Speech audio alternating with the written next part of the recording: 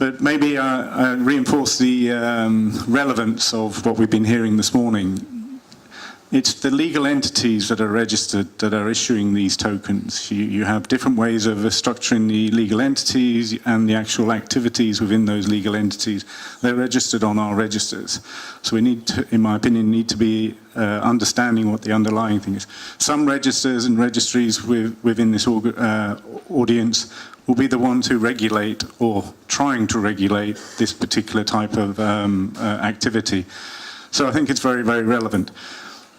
I see my job this morning is to try and bring the initial first question, which is probably going to be the elephant in the room type question, and is more about hoping that the panelists can reinforce maybe something that they've already said. But with this technology, the initial coin offerings, with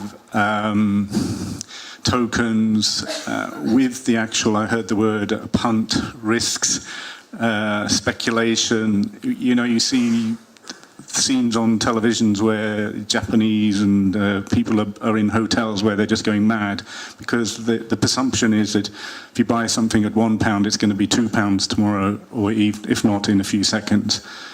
We're dealing in a world where, you know, is it just not another coloured tulip, from the analogy that people were buying many hundreds of years ago, tulips for thousands and thousands of euros, when really a tulip's a tulip.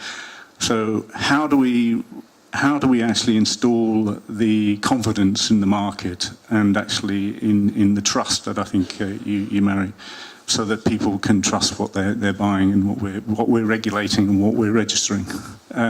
Nick, maybe you can start, because I posed that to you a little bit earlier on, and you've had a little bit of time to think maybe, but maybe it's just reinforcing what you've already said, but I think it's what people want to hear really, is that this isn't just a blustered flush and a way of taking money from people. Thank you. Does that work? Yes, it does. Look, I think the answer is right now to the question, you know, are a number of these Ponzi schemes? I think the answer is probably, you know, unfortunately. I think that's part of the challenge that we have. I think, as I said earlier during my talk, I think, you know, where you have fast access to easy money, you're going to have bad actors. And, you know, I think there are a lot of investors out there today who have bought something that they don't know what they own, and the company probably doesn't exist, and they probably run off with the money. I think equally, you have the Lambo, if you like, imagery, where, you know, it's quite difficult if you're 25 years old, you've got a PhD and you've got a good idea, and you suddenly have $20 million in your company bank account. There's an incentive there perhaps to go and misbehave with that money. I think coupled with that, though, is the opportunity, and I think that's what, you know, regulators are trying to catch up with. I think, you know, we see banks having pulled back, starting to come back now to the picture, and for us as a jurisdiction, I think for us as a company, being an exchange, you know, we're trying to encourage mainstream adoption in a secure and trusted marketplace. So for us, you know, as Stephen just said, as Gibraltar, the token sale regulations are due to come out from our regulator imminently. I think that will add more certainty and more trust. You know, but look, as we saw in 2008, you know, and as Warren Buffett said, when the tide goes out, you see who's wearing underwear, and we saw that Bernie Madoff didn't have any underwear on, right? So I think you're going to have ongoing challenges with this sector as regulators catch up, you know, but I think if you are an issuer and you are fit and proper and you can come to a jurisdiction that has regulatory certainty, I think that's a start. But, you know, this sector is moving so incredibly quickly that, you know, it's the technology will always be in front of regulators. So that's a real challenge.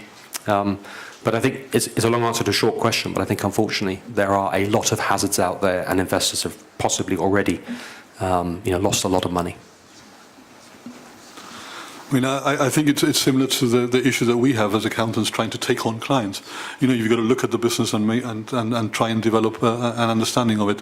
And no doubt, because it's so easy to raise money in the industry, a lot of people are raising the money before you actually put in place all the systems and all the the business itself. So therefore, it's always going to be a risk. But what we're trying to do with regulation, I think, is try to pick out the better ones, because if you're going to satisfy the regulation, then you're going to have in place the controls and provide the information to investors that they need to make a decision. So I think regulation will go a long way towards helping pick out the better businesses. I think the way you could see it is that it's actually very good that we're going through this hype cycle of new technology and the ITOs and ICOs, because clearly there are bad actors out there. But because of the hype cycle and the speed and some of the bad actors, also if we take the example of the tulips, what did that actually allow us to do? That allowed us to create a new economy, but with a set of rules. So it might be an unorganized destruction of value and investment and money and so forth, because everybody's trying to follow the money. But if you look at that, for future development, it could also just be the, again, natural process to develop something new because of hype cycle and the destruction. Okay, thank you. We do have time for maybe a question, another question or two. Is there anybody in the audience? We'll pass the mic to you. Can you give your name and organization for the... Yeah, thank you. Good morning. I'm Hélène Masta from Luxembourg, Ministry of Justice. Thank you very much for this highly interesting session. I guess the question which popped up a lot was what legislation, and I think Mr. Reyes said from the accounting point of view, I mean, the legislation, I think the starting point is, what is it, the cryptocurrency? And I think in the last speaker said that from his point of view, it's not a currency, certainly not, but probably an intangible asset. So my question would be, I would be interested from the other speakers, do they agree with Mr. Reyes? Do they think it's an intangible asset? Or do they have another point of view? But like this, auditors aren't going out of business anytime soon, I can guarantee you. I'm very happy for lawyers to go out of business, but not, no, I'm joking. But we, look, we as a company decided that we would fund our own expansion through doing our own cryptocurrency token called the ROC token, appropriately named after Gibraltar. And having founded the company and put my own money in and then done a couple of rounds of funding, each one took 6 to 8 months, was incredibly painful, incredibly expensive. You know, we had no clue when we were going on our own journey whether there would be any adoption for our issue. And we were going to open a cryptocurrency exchange, and the ROC token would be effectively the currency of choice, where all fees have to be paid in ROC token. There are access benefits if you own ROC token, etc., etc., etc. 6 months later, we finished our public sale in 9 seconds and found ourselves with $27 million in the bank. And that was, you know, a sign of what is achievable in this market. So we've actually been talking to our auditors and saying, is this an intangible asset? Can we put this through the P&L? We've got all this money, how do we treat it? And our own view is we fully agree with Stephen's outcome that it's an intangible because it's quite difficult to classify it any other way. But it's one of the, actually on a serious note, it's quite important for issuers and particularly founders, because we're founders as well, the taxation treatment. Because if you are a founder and you're awarded tokens which will vest over 5 years like I am, it's actually income. And it's income tax. And a lot of founders don't realize that. They think they're going to get all these tokens and it's a CGT issue, but it's not CGT, it's actually income tax. It's quite difficult to turn it into a CGT. I wish we could make it a CGT because we have 0 CGT in Gibraltar, but it's an income tax item. From a company perspective, you suddenly got all this revenue sitting on your company, and you have to try to treat that in the most efficient way possible. So we've treated it as an intangible. Can I just say that, I mean, if you look at the slide, the point is that it's an intangible as a result of existing accounting standards. But I also said that it doesn't actually fit well, and we need a new standard to determine what it is.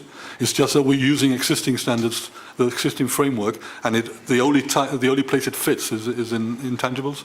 But the reality is that it's not, and it should actually have its own classification. Well, I think it really depends on what the application is, right? Is it something, I mean, it's a value, it's a digital value in one basic view. But what do you do with it? Do you get services for it, or are you using it as a means to purchase something? Or are you transferring value to exchange maybe goods and services? Or is it only a right to actually use a service? So I think there's a no coin, no token is created equal, right? So I think here we're going to have to really throw away the playbook quickly. Sorry about that. Start fresh and say what are the different categories, and then come back and say, okay, do we have existing laws for that and classification? Most likely not. But how do we adapt it? But I mean, even accounting rules are being adapted on a constant basis. I mean, you just have to look at other industries, be it the natural resource industry, et cetera, et cetera. Okay, thank you very much. Before I ask one more question, Russell, I'm assuming you're around for most of the conference. Our guests, will you still be around for a little while, or are you heading straight off? Right, okay. So the reason I'm asking that is I'm assuming you wouldn't mind if other people come up through the coffee. So I'm going to ask one more question over there, but anybody who has a burning question, please, these guys are around in coffee, and I'm sure Russell's around for a lot longer.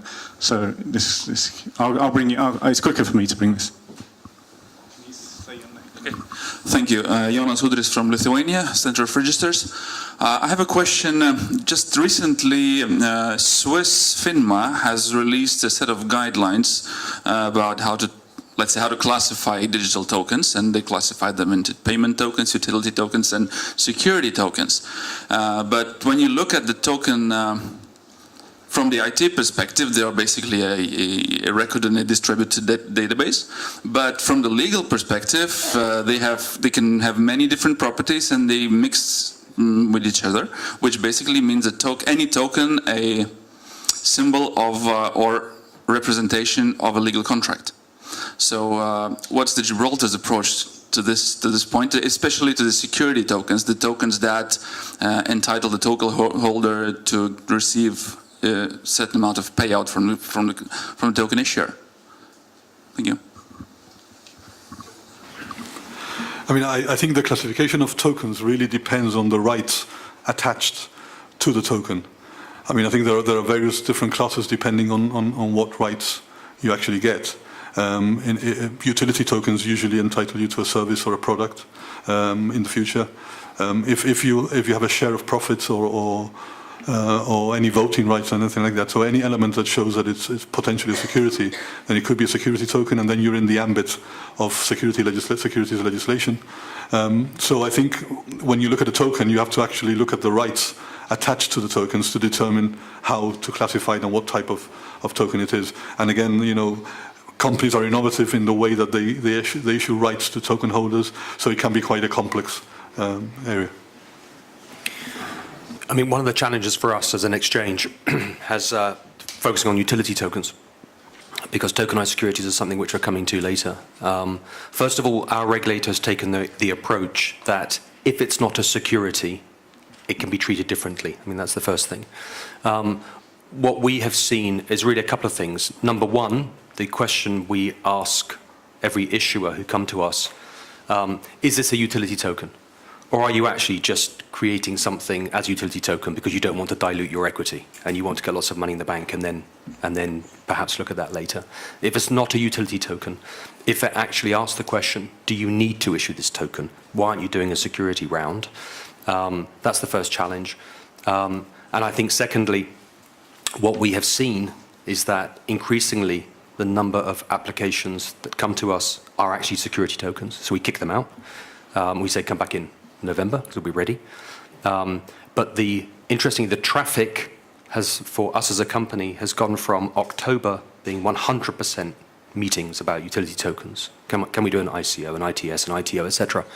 To now 70% being when will you be open for tokenized securities.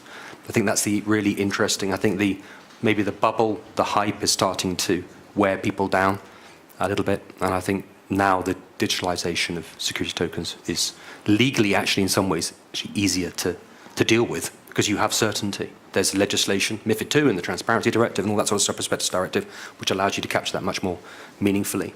But at the moment, it's vague. And it's vague not just in the EU, it's vague from country to country, it's vague from region to region. And it's, you have an announcement like Switzerland, so you can imagine us as an exchange, we've got to stay on top of, legally, every single country globally, because we're not just talking about Gibraltar issuers. We have issuers from Singapore, Australia, Canada. They're all coming to us to say, can we join the GPX platform? And you have to say straight away, okay, are you eligible? Do we understand Canadian legislation today? So it's quite a challenge. If you look at the Swiss guidelines, I think it's a very pragmatic approach to say, okay, let's start out with 3 classifications.